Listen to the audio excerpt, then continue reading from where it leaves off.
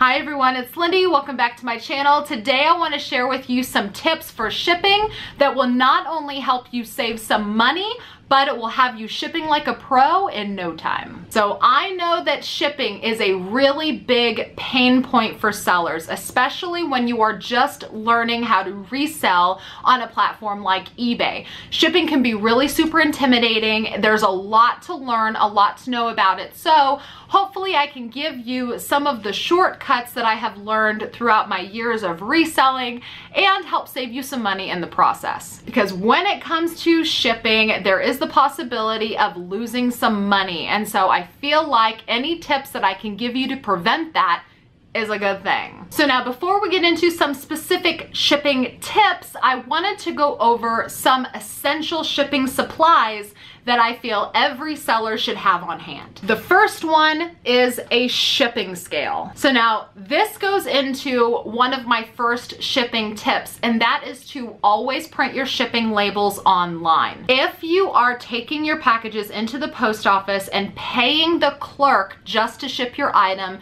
you are always going to be paying more. There are discounts that are negotiated with the big selling platforms directly with USPS, FedEx, and UPS.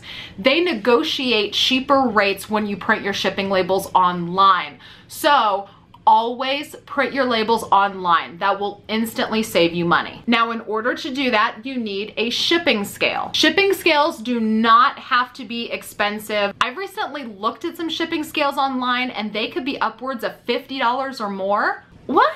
You don't need that. This one is an Accutech. I believe it goes up to 50 pounds. So the likelihood of me shipping something for over 50 pounds is very unlikely.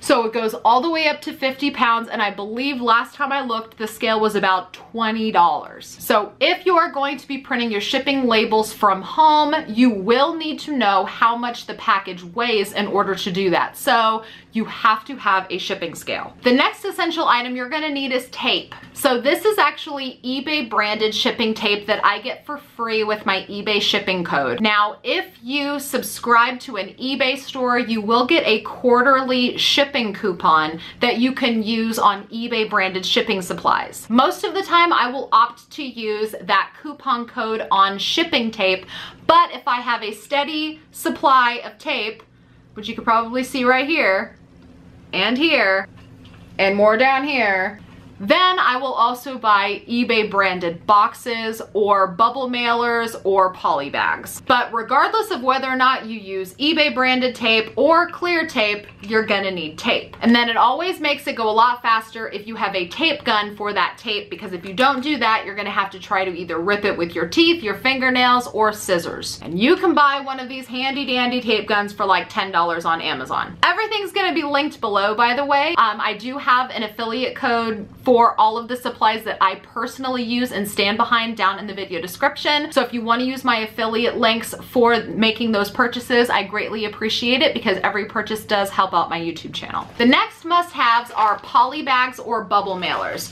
So now the difference between the two is that this one does have some bubble wrap and the poly bag does not. It is just a basic bag. So if you're going to ship products, you will definitely want to have some of each of these on hand, as well as a couple of sizes of different boxes. So now the boxes that you're going to want to have on hand is going to be dependent on the kind of merchandise you're selling. Obviously, if you're selling something like clothing, you might just want to worry about poly bags, but if you're selling something like small trinkets or personal care or cosmetics, you might want to have some smaller boxes just in case you don't want the item to get crushed during shipping. Now, if you're going to be printing shipping labels at home, you're also going to need a printer. I just have a Brother laser printer. I don't have a fancy shipping label printer. I'll probably continue to use my Brother laser printer until it dies because I don't see any reason to upgrade to a more expensive printer just for printing shipping labels. And then with my Brother laser printer, I just use standard sticky labels. So these, hopefully you can tell, one label is missing here, but the sticky labels that I use come two to a sheet and it just prints straight through one label here, one label here, and then I just peel it off and stick it onto a package.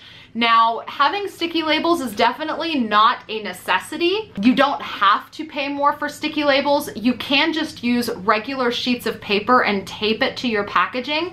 However, if you truly want to ship like a pro, I do recommend sticky labels because it will help you ship items faster. The more time you have to spend taping a sheet of paper to the package, the less time you have to move on and ship other items or list other items for sale. It was when I started using sticky labels where I really started to streamline my shipping process. So I definitely recommend shipping labels, although they're not completely necessary. Something else that I do feel is completely necessary is packaging paper. So not necessarily if you're shipping with poly bags or bubble mailers, you might not need packing paper. However, if you're shipping in boxes, you will likely need something to fill the space in the box. So I always keep lots of packing paper on hand. I'll either recycle it from packages that I personally receive in the mail, or I will buy sheets of it by the hundreds online. And then the last shipping supply that I don't necessarily see as essential, but I do always like to have it on hand,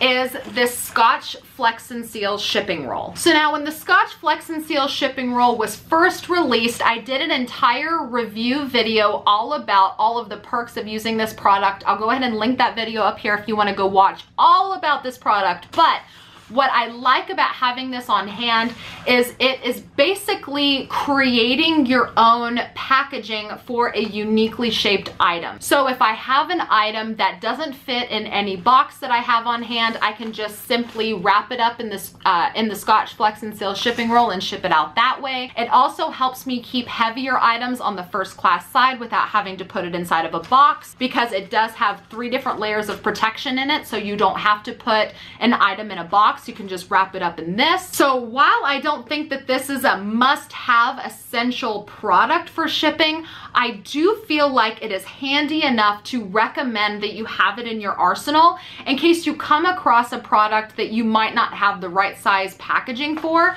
You can actually make a size to fit the package that you have. And of course, I'll have that linked down below in the video description as well. Now, let's get on to the tips. The first tip that I have is to avoid mixing up labels and packages while you're doing shipping. I personally don't print packaging lists because I did that once to try to not mix up packages, and I still mixed up packages. So I don't really feel like just because you print packing slips or packaging lists, I don't feel like that's a fail-proof way to not mix up your packages. The only way I've found that allows me to not mix up my packages is to print my labels in either 2 or 4 at a time, and I pick items that weigh different weights. So for instance, here, I have chosen to print 4 shipping labels at one time of all different weights.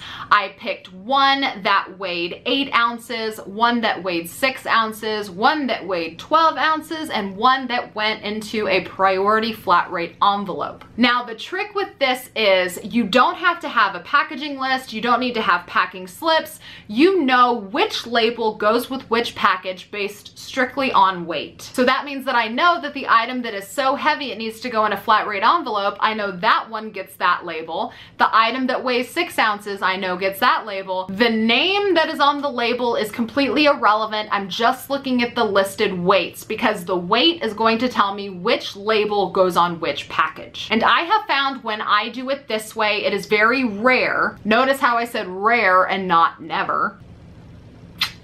Mistakes happen, but it is very rare that I will mix up a package with the wrong label because the weights are not the same. The weights are different. If I weigh the package and it weighs 8 ounces, I know I need to pick the label that says 8 ounces, not one of the other ones. Another helpful tip that I have is to know the different tiers of shipping weights for first class. So now the weights on our shipping scales might differ from that of the post office, and so sometimes we can really stress and worry that we're not selecting the proper weight. For instance, what if our scale says 9 ounces but the post office says 10? we might be stressing over the fact that our weight might not match up with the post office.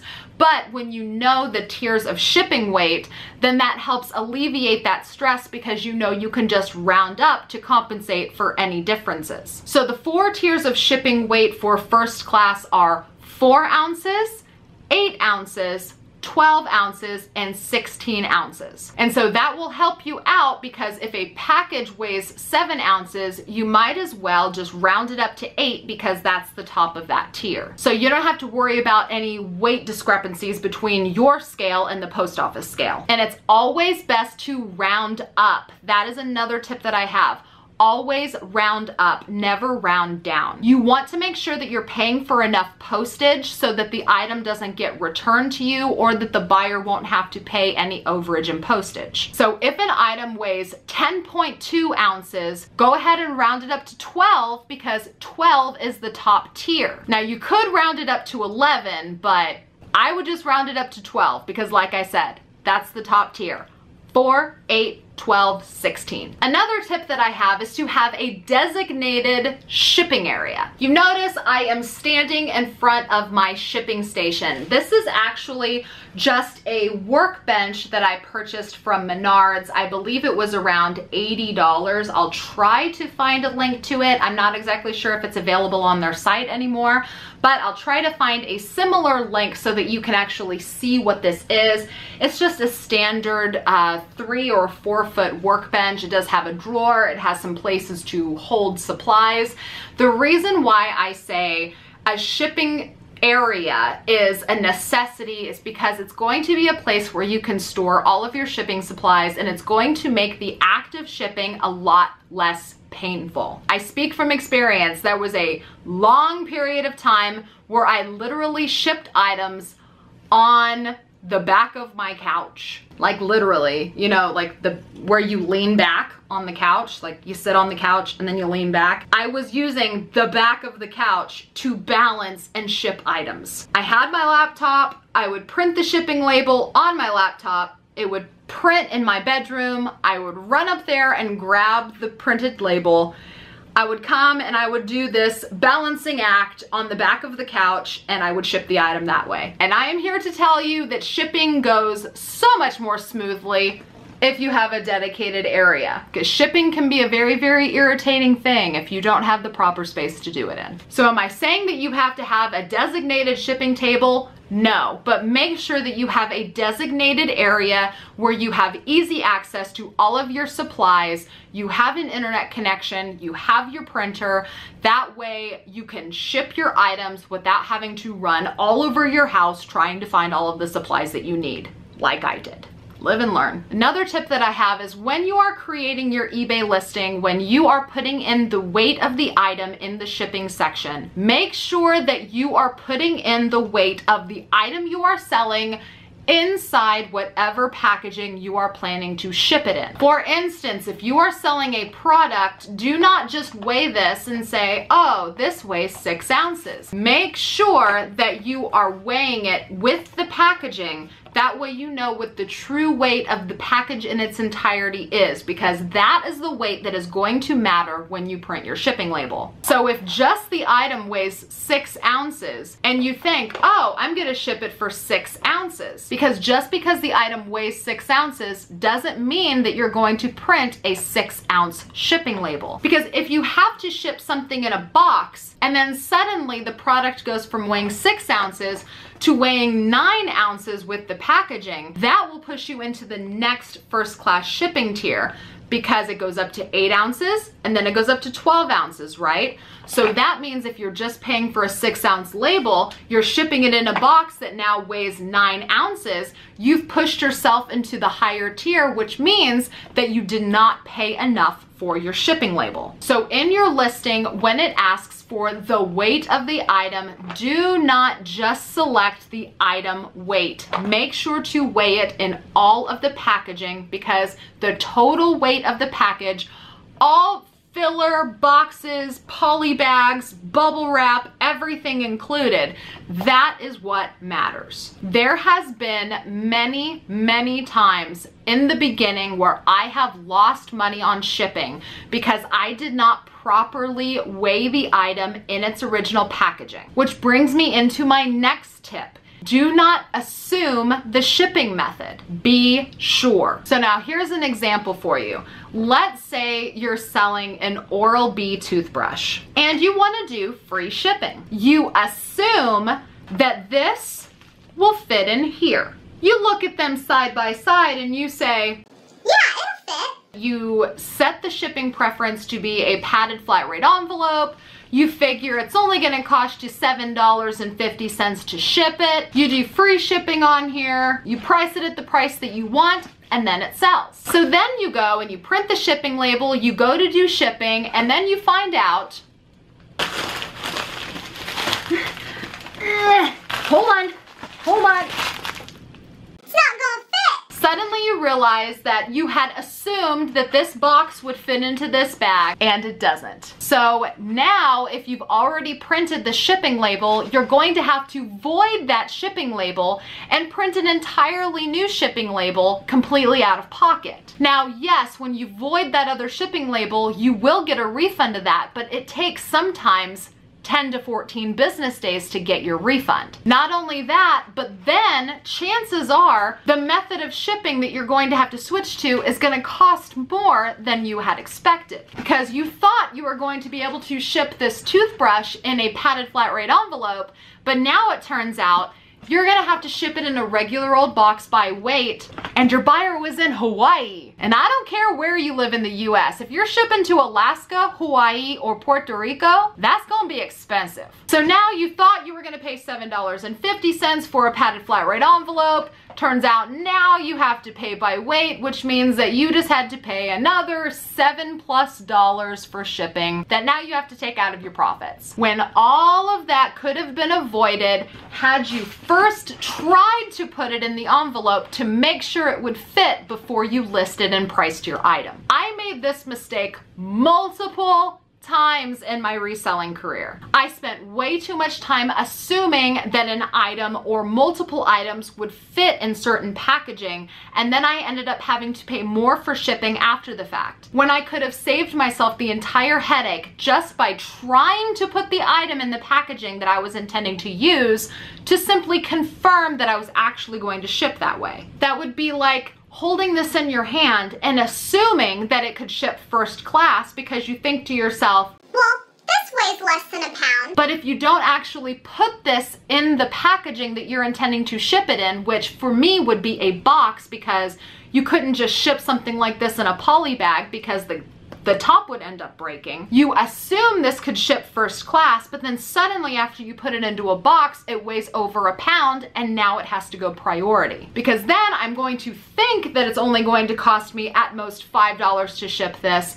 Then when it actually sells and I find out that I actually have to pay for priority shipping for it, suddenly I'm starting to eat into my profits because it's going to cost me $7 and not $5, which a $2 price difference doesn't really seem like that big of a deal, but that adds up. And if you're working off of slim margins with your products already, a $2 discrepancy could mean losing a significant amount of your profits. So save yourself the headache. Always weigh your items in the packaging that you think it's going to go in, just to make sure that you don't end up spending more on shipping than you originally thought. If you're not sure, double check. I think that a lot of people end up losing money in shipping because there's way too much assuming. Another tip that I have is if you are shipping something that is over a pound and it has to go priority mail, priority shipping supplies are free. So now if you're shipping something that weighs over a pound and it's going priority, that's considered a heavier item, and I have a video dedicated to shipping heavy items online. I'll go ahead and link that video up here if you missed it. But in that video, I discuss how you can get priority shipping supplies for free. You can pick them up at either the post office, a postal annex, or you can even order them online at USPS.com. So if you are going to be paying for priority shipping, make sure to take advantage of the ability to have free supplies. Now, here's a little tip to try to alleviate some of that stress of not paying enough for your shipping label. In most cases, from my personal experiences, if you print your shipping labels through PayPal, eBay, or any other shipping service that's directly linked to a payment source, if for some reason you make a mistake and you do not pay enough for the shipping label, you will be charged after delivery. And I feel like this is a really important tip to alleviate any stress that you might have for undercharging a label. There has been a few times where I have personally made an error. Maybe I thought something with my scale weighed 15 ounces and it turned out it weighed over a pound. The package was still delivered to the buyer and my PayPal account was charged the difference between the first class and the priority price. So this is something that I want to say to alleviate any stress or fear surrounding messing up when printing the shipping label. I have never had a package returned to me because I messed up. Chances are, if you have a shipping label printed with a buyer's correct address, the buyer will still receive their item and you will just be charged for any discrepancies in weight. So if you accidentally only print an 8-ounce shipping label and the package actually weighs 10 ounces, you will simply just be charged for the overage. The buyer will still get their item. You don't have to worry about your mistake having an impact on your buyer receiving the product. But now that I have said that, I do feel the need to stress that this is not a way to regularly conduct business. The United States Postal Service is not set up to charge you overage on every single package. That's not their job. It's our job to properly weigh the merchandise and print the proper shipping label. If you have a habit of constantly undercharging your labels and the post office is constantly having to charge a form of payment like PayPal to any overage or discrepancies in the shipping labels that you're creating, you are going to get attention because that can be seen as abuse of the Postal Service. So it is set up to create a mistake here and there, but do not make it a regular practice. Do your best to make sure that the proper shipping weights are paid for through the label, but if you mess up here and there, rest assured your buyer will still get the product and you will just be charged for any discrepancies. Now, here is a tip for preventing damage during transit of any item. Movement equals damage. If an item can move around in the packaging a lot, that's when it can result in the product being damaged during transit. That is one of the reasons why I almost always use packing paper in boxes or to fill extra space in envelopes. Because what packing paper is going to do is it's going to fill the dead space so when the item is in a box, it doesn't move. Because when an item is in a box and you can hear it moving around, that's not a good thing. But if you tear off some packing paper and put it in the box, that means that your item will arrive safely to the buyer. So if there's a bunch of empty space in your packaging, just put a little bit of packing paper in there just to make sure you're not going to have to refund your buyers because the item arrived damaged. That's also another perk for the Scotch Flex and Seal shipping roll that I have found, because what happens is you create the packaging to fit the item, so you can literally press around and seal the item in the packaging so there is little to no movement during shipping. So that eliminates the need to have any extra filler paper or any extra bubble wrap. And the last big tip for you, I think, is the biggest one because it's going to be the one that saves you the most money and prevents you from eating way too much into your profits. And that is when it's a good idea to do free shipping versus when it's a good idea to charge additional for shipping. I get this question a lot, and I suspect it's because it's the #1 thing that can lead to eating into your profits,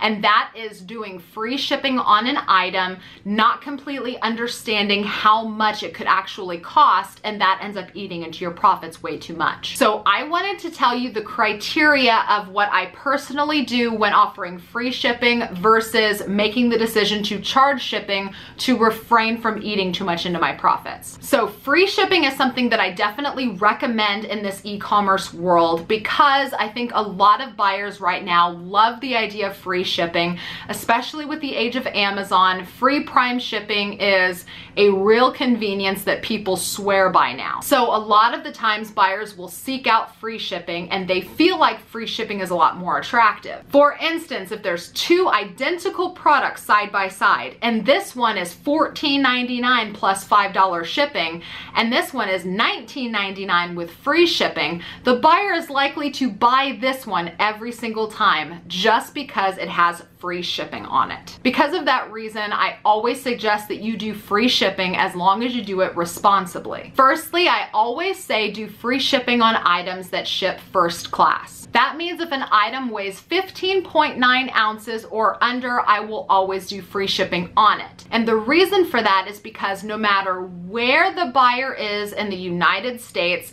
I know that a first class label will not ever be more expensive than $5.50. And because you know the most the shipping label will ever be, you can easily factor that into your price and you will know how much money you're going to have to pay for a shipping label when it sells. And then the other way I will always recommend you do free shipping is if it weighs over a pound, but it fits into a flat rate envelope of some type. So now there are 3 different kinds of flat rate envelopes. There is a regular cardboard flat rate envelope, a legal size flat rate envelope, and then a padded bubble mailer flat rate envelope. Now, because I am a top rated seller on eBay, I do get a little bit more of a discount. So if my prices sound a little off, that's probably the reason why. My shipping rates for these are $6.94, $7.04, and then $7.33. And so now flat rate envelope means exactly that. It means that no matter where my buyer is in the United States, I know at most what the shipping label is going to cost, and that allows me to factor in that shipping cost into my list price. Because I know if my product is going to fit into a padded flat rate envelope and it's only going to cost $7.33 to ship it, then I can do free shipping on that item and just make sure that the asking price covers the cost of the shipping label. So now if you're a beginner shipper and you don't have a great handle on how much it costs to ship anywhere, I would recommend that you always charge shipping to the buyer if your item weighs over 1 pound and it does not fit into one of those flat rate envelopes. And this is why. Because you cannot guarantee where your buyer is going to live. And if your item does not fit into a flat rate envelope and it weighs over 1 pound, that means that the farther away your buyer is from you, the more money that shipping label is going to cost. And there is no way for you to know that until after it has already sold. But if you are creating your eBay listing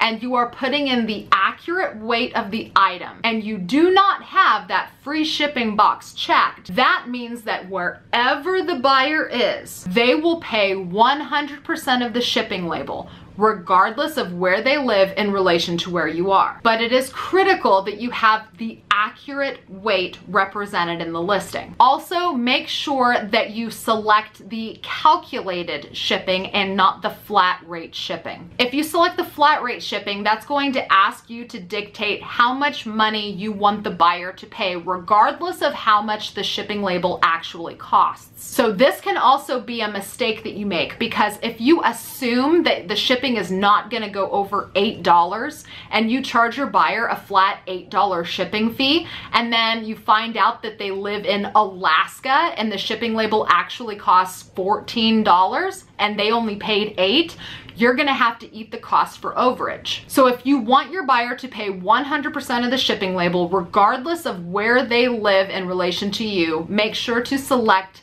calculated shipping, and then make sure to have the accurate weight with the item in its packaging. Remember, we already talked about that one. Don't assume. Always make sure. Clarify. Accuracy. All right, you guys, that's all I have for you today. If there's any questions about shipping that I did not answer in this video, please let me know down in the comments below. These were the primary things that I could think of that were big mistakes that I personally made when I started my reselling journey. There might be some other mistakes that maybe I didn't make or other people have made, but I didn't address it in this video, so let me know in the comments below if I skipped over something that needs more clarification. If you like this video and videos like it, please make sure to give it a thumbs up. Please remember to subscribe if you didn't already, and check the video description. I will put all of the supplies that I regularly use for shipping in my reselling business in there. And thank you guys again so much for watching. I will see you with my next video. Bye-bye.